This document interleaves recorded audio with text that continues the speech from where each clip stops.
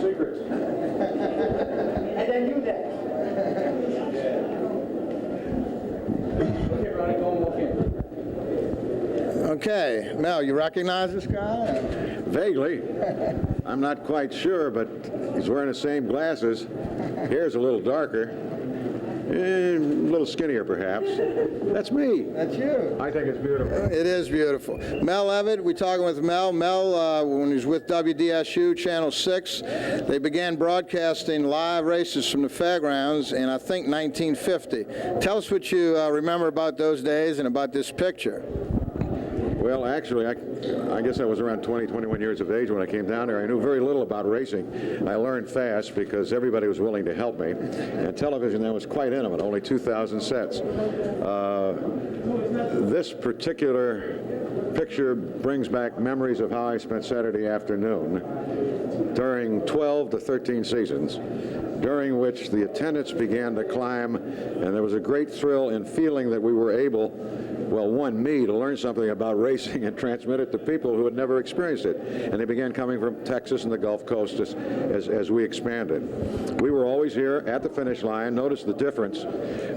This is our monitor with what they call a shadow box there to keep the sun from knocking out the screen. But the most important thing, I suppose, is the difference in equipment. And here I must say, let's study first the cameraman. He looks like he could start at fullback for Tulane, doesn't he? And with good reason, because the setup then, it's not true now, with the very light micro equipment, you had to spend 4 hours at least hauling cable, I mean like a mountain climber, over the top of the fairgrounds, and then getting this gigantic camera body, one of the earliest color TV units. In fact, it's one of the first we ever had.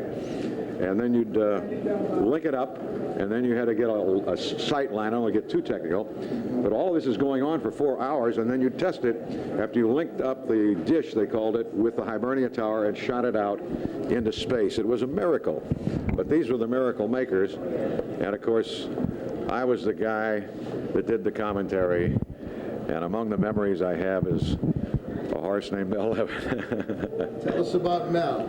Well, the horse.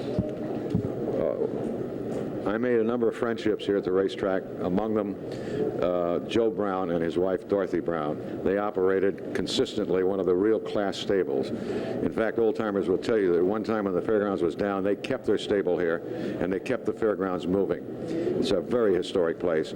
Make a long story short, one Sunday morning, Dorothy Brown called me up and she said, Mel, would you mind if we named a horse after you? I said, would I mind, Mrs. Brown? I'd be delighted. She said, I have two horses, young yearlings, look good. I'll give you the bloodlines. Well, one thing led to another, and I picked the horse eventually named Mel Levitt. Mel Levitt won a few races, but the Browns, bless their heart, chose to take it when it was a 3-year-old all the way to Churchill Downs, where it achieved a record. I think it's a record, Ronnie. The record is simply this. A 21-horse field, Mel Levitt ran 21st. The following Monday, back in New Orleans, I received a telegram from a couple of characters I knew. They had it sent from Louisville. The telegram reads, we can come back to New Orleans now. Your horse just finished. Funny thing is, Mel Levitt gave me more thrills, more excitement than I suppose I ever had a right to expect. But I was terribly disappointed because I quit betting. And one of the reasons I did wasn't just the Derby.